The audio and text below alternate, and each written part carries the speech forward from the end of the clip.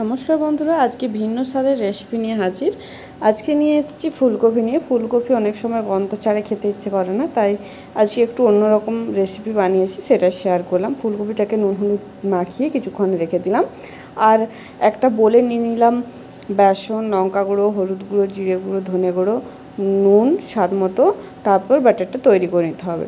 ফুলকপিগুলো ভালো করে এইভাবে বেসনে চুবিয়ে তারপরে তেলে দিয়ে ভেজে নিতে হবে।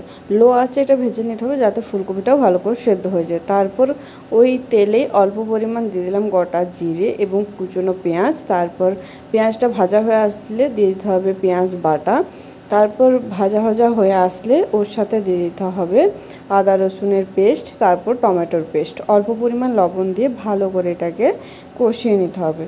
তারপর কিছুক্ষণের জন্য ঢাকা দিয়ে দিলাম। ঢাকনা খুলে অল্প হলুদ, লঙ্কা গুঁড়ো, জিরে গুঁড়ো বা ধনে গুঁড়ো যে কোনো একটা দিলেই হবে। তারপর এইভাবে একটু কষিয়ে নিতে হবে। কষানো হয়ে আসলে দিয়ে দিতে হবে জল। জলটা খুব বেশি নয়, সামান্য পরিমাণে দিতে হবে। জলটা দেওয়া হয়ে গেলে এইভাবে কিছুক্ষণ ফুটতে দিতে হবে। আমি ঢাকা দিয়ে দিলাম, আপনারা যদি চান তো নাও ঢাকা দিতে পারেন। তারপরে দিয়ে দিলাম স্বাদ মতো একটু লবণ। এরপরে ফুটে আসলে দিয়ে দিতে হবে ভেজে রাখা ফুলকপিগুলো দিয়ে দিতে হবে।